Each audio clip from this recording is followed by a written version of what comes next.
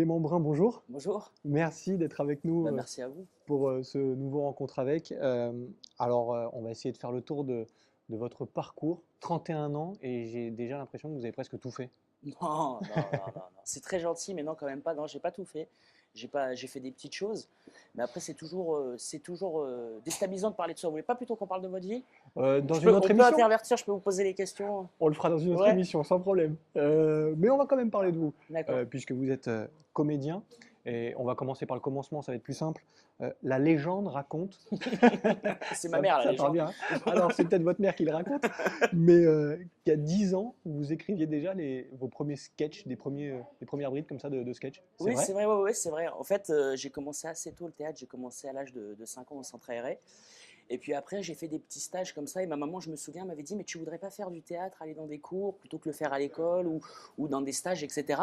Et je lui avais posé cette question, c'est ce qu'on va m'obliger à apprendre des textes? Elle m'avait répondu oui. Et je dis donc ça m'intéresse pas. Déjà, je voulais pas trop qu'on me dirige. Et en fait, j'ai compris plus tard que je voulais faire de l'improvisation. Et donc, c'est venu par l'école et j'ai écrit effectivement mon premier sketch à l'âge de 10 ans dans un stage, je crois, à la ville d'Antibes d'été où c'était un JT télévisuel qui partait un peu dans tous les sens, qui était très très très très amusant à faire. Et donc c'est comme ça que j'ai commencé à griffonner mes premières idées. Ouais. À quel moment vous comprenez que le spectacle, finalement, cette vie-là, sera votre vie? À quel moment? Alors, C'est arrivé très vite? bah, j'ai toujours voulu faire ça. J'ai toujours été, quand on est enfant, moi j'étais quelqu'un qui jouait seul. Enfin, c'est pas que j'avais pas de copains, mais par exemple chez mon père, mon frère avait 4 ans de plus que moi, donc il n'avait pas vraiment envie de jouer avec moi. Donc je jouais, je m'inventais des personnages. Mais c'est qu'à l'âge de 15 ans que j'ai voulu vraiment faire ça professionnellement. Mais avant, le théâtre a toujours fait partie de ma vie. C'est vrai que enfin, je pense théâtre 24 heures sur 24, tout le temps. Donc j'ai pas vraiment compris. C'est une chose qui fait partie de moi. Voilà. Et comment on le fait comprendre à l'entourage? Parce que dans ces cas-là, les parents veulent toujours généralement une vie bien rangée, un métier normal, Ouais. entre guillemets. C'est facile de le faire comprendre à l'entourage, aux proches? Alors moi, ce qui est assez particulier, c'est que moi, j'ai fait du théâtre depuis que je suis tout petit, donc ça a toujours fait partie de ma vie. Donc moi, ma mère était un peu inquiète. Mon père m'ont toujours encouragé. Mon père m'encourage tout le temps à faire tout. C'est-à-dire même une époque, je me souviens, on m'avait proposé de faire le Père Noël. Mon père m'avait dit, fais faire le Père Noël, c'est bien, prends, prends. Il va se passer des trucs. Peut-être que tu vas rencontrer le fils d'un tel qui va t'amener un.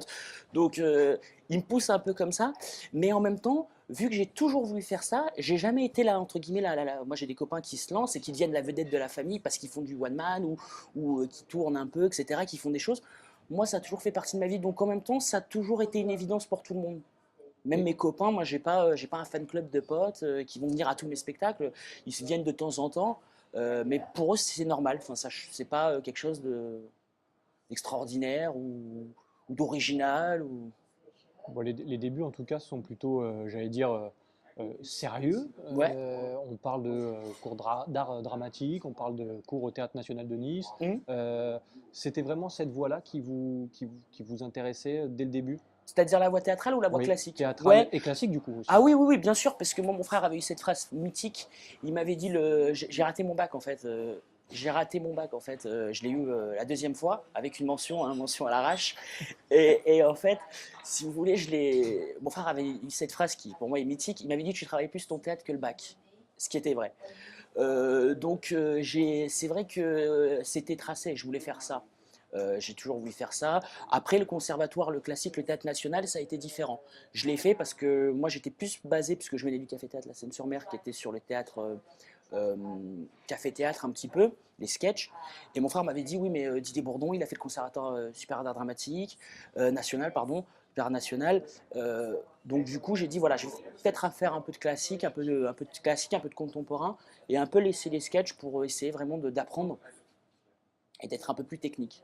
Alors vous êtes un homme, alors j'allais dire précoce ou pressé, ça dépend attention, je Ouais, parle que de boulot, hein. ouais, Euh, ouais. puisqu'à 21 ans, vous écrivez aussi votre premier one man. Ouais, Retenez bien ma tête, demain je serai célèbre. célèbre, ouais. Comment C'était pas à une promesse, 21 hein, c'est pas ans, une promesse, hein. C'était ironique.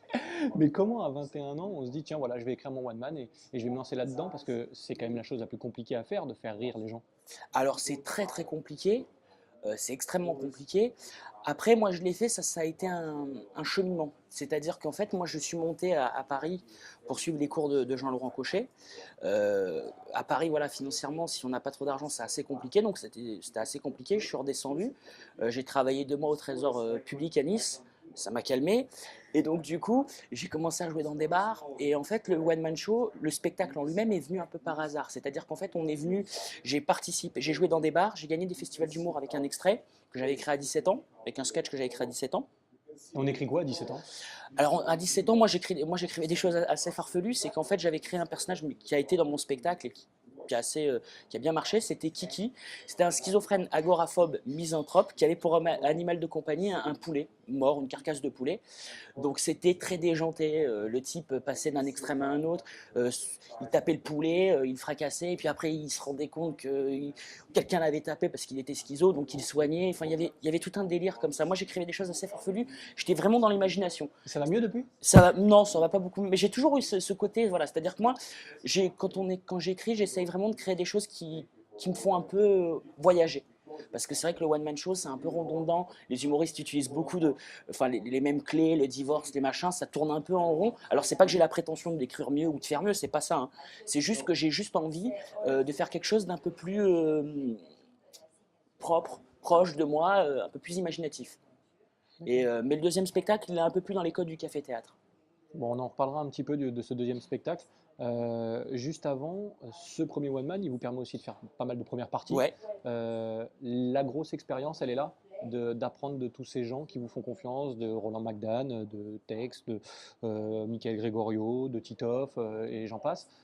Même si les gens ne viennent pas pour vous à la base, c'est le principe de la première Ah bah partie. alors les gens ils viennent carrément pas pour vous. C'est-à-dire que les gens ils viennent pas pour vous. Mais en même temps ça dépend. Alors moi j'ai toujours très bien été accueilli. Je sais que Roland McDan ça a été, mais il n'y a pas que lui, il y a Tex qui avait été adorable. Michael Gregorio ça s'était bien passé. Le public en général bienveillant. Parce qu'en général, quand vous faites les premières parties, ben, les artistes vous présentent. Avant de commencer, ils mettent un petit mot dans le micro. Voilà, je vous demande de faire un triomphe, d'être chaleureux, d'accueillir. Donc le public est en général très bienveillant. C'est une très grosse salle, donc ça permet vraiment d'être dans des très très bonnes conditions. Mais en même temps, c'est vrai que le public ne vous attend pas. Mais en même temps, c'est ça qui est génial. C'est parce qu'on vous prête quand même cet accessoire, on vous prête des conditions fabuleuses. Et moi, je sais que Roland McDan avait été très gentil pour moi. Moi, je me souviens que je jouais, je fais ma scène, ça se passe extrêmement bien. J'ai la chance que ça se passe bien, parce que je vais pas dire que c'est grâce à moi. Oh, un petit peu. Non, mais non, le public était vraiment très bien. Donc ça se passe très bien et j'entends un bravo. Donc je dis, ah, merci, super. Et puis je me retourne et c'était en fait Roland McDan qui avait tout vu et qui avait regardé et qui après m'a dit retourne, retourne, ils t'applaudissent. Donc j'ai fait 3 rappels. Ça m'est plus jamais arrivé depuis. Oui, mais vous l'avez fait. Mais voilà, mais en même temps, c'était devant Roland McDan, donc c'était quand même cool. Et du coup, on a parlé, on a échangé. Et il m'a dit voilà, c'est bien, l'écriture fait ça. Il m'a donné des conseils au niveau de l'écriture. Il m'a dit voilà, une écriture, il faut garder que le meilleur. Je dis oui, mais c'est difficile parce qu'il y a des vannes qui marchent de temps en temps. Il me dit oui, mais il y en a qui marchent tout le temps. Donc tu écumes. Et c'est vrai que ça vous permet aussi Et, de grandir et d'apprendre. et quelques années plus tard, vous en avez un petit peu parlé tout à l'heure, il y a le deuxième One Man, retenez bien ma tête, demain je serai chômeur. Ouais, Euh, ça c'est une promesse par contre. c'est ce que j'allais dire. Est-ce que finalement, vous l'écrivez, ce spectacle, comme un retour sur Terre et se dire vraiment ce milieu, il est compliqué, il est entre guillemets pourri. La vision, elle est difficile quand même. Alors, en fait, le premier, c'était Retenez bien ma tête, je serai célèbre, mais ça parlait pas. C'était pas une promesse. C'était le dernier sketch, en fait. Je racontais comment j'étais célèbre, on apprenait que j'étais un fugitif et que j'avais tué des gens sans le savoir. Donc c'était un peu psychédélique. Le deuxième, effectivement, c'est un peu l'envers du décor du milieu de comédien. Comment ça se passe? Je parle un peu des tournages, parce que j'ai fait des tournages aussi, des séries, des Oui, du films. cinéma, de la Voilà. télévision, beaucoup. Et donc, du coup, j'essaye aussi je donne un peu ce point de vue. Et en même temps, il y a des choses très drôles avec le directeur de casting qui est pas très sympathique, le fait de travailler au supermarché en animant, en popcorn. Donc c'est un peu des retours là. Maintenant, effectivement, le métier est pas évident. C'est un milieu qui vous a déçu ou pas? Parce que c'est un milieu qui fait rêver, donc forcément les attentes sont hautes. Ben moi, j'ai jamais rêvé. Moi, si vous voulez, j'ai fait ce métier-là. Moi, j'ai commencé peut-être, comme je vous l'ai dit tout à l'heure, à 5 ans. Donc, j'ai pas fait ça pour les filles, j'ai pas fait ça pour la notoriété, j'ai pas fait ça pour le pognon. J'ai fait ça parce que j'avais envie d'être sur scène. Donc, il m'a pas vraiment déçu. Après, effectivement, c'est un milieu qui est pas évident, mais c'est-à-dire vous faites des rencontres fabuleuses. Moi, j'ai fait des rencontres d'acteurs fabuleux, extrêmement connus, avec des grosses carrières, qui sont d'ailleurs en général, enfin tout le temps, les plus gentils. Plus c'est grand, plus c'est gentil, plus c'est petit, plus c'est méchant. Donc c'est un peu comme avec les chiens. Donc quand c'est petit, ça a approuvé, donc c'est un peu, ça va être plus méchant. Mais en même temps, non, j'ai pas été déçu parce que enfin, je veux dire, rien ne m'est dû et j'attends rien. Moi, je fais les choses. Si on me les donne, on me les donne. Si on me les donne pas, bah, c'est pas grave. Tant pis. J'essaye en tout cas de faire le meilleur, de me remettre en question, de travailler durement, d'essayer aussi de me faire plaisir. Et puis voilà, je fais vraiment des choses en espérant que ça plaise. En tout cas, ce qui fonctionne bien pour vous aussi, c'est et le cinéma et la télévision. Mmh. La télévision, beaucoup. Je voulais qu'on s'attarde quelques secondes sur Nos Limites. Ouais, Luc Besson. ouais. Rien que ça, déjà, ça parle. Bah, c'est Et, classe. Ouais. Moi, quand j'ai vu les fiches de paye, j'étais quand même. Chez moi, j'étais comme ça, à me dire, ouais, quand même, c'est pas mal. C'est vrai que c'était une grosse fierté. Et, et ce milieu de la télévision, parce que du coup, aujourd'hui, c'est devenu vraiment quelque chose d'important pour vous. Toutes ces séries, avec le recul, là, les expériences comme Nos Limites, vous vous dites quoi? Vous vous dites, ouais, là, c'est quand même du lourd? Non, parce que moi, je manque de confiance. C'est-à-dire que quand je me retourne pour savoir si c'est pas pour moi. Je me demande, est-ce que c'est pas pour quelqu'un d'autre?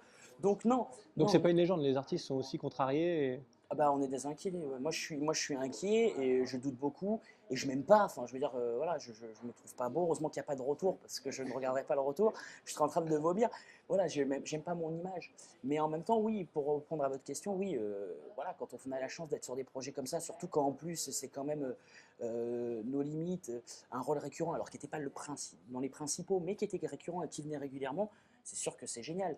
Et moi, de toute façon, je suis assez content de faire les choses. Donc, plus j'en fais, plus ça me. Moi, j'arrive sur les tournages, à chaque fois, on me prend pour un figurant. On me dit, les figurants, c'est là-bas. Alors, je leur dis non, je suis pas... moi, je suis là pour le rôle d'un tel. On me dit pardon, je leur dis, figurant, c'est pas une insulte. Et donc, du coup, c'est vrai que moi, je suis toujours très content d'être là. Donc, je le vis plus comme un privilège que vraiment un dû ou comme blasé. Ou...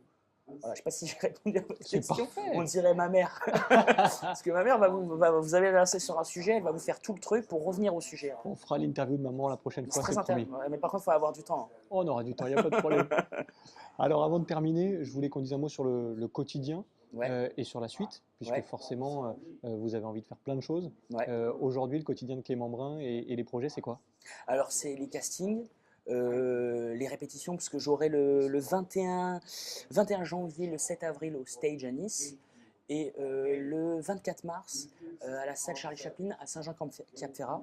Et plein de dates là qui sont en cours, qui sont en négociation, donc qui vont arriver. Et après, pas mal de castings. Donc les castings, ça va, ça vient. Après, on les a pas. Mais là, c'est plus voilà, l'écriture, pas mal de choses comme ça qui se mettent à bout.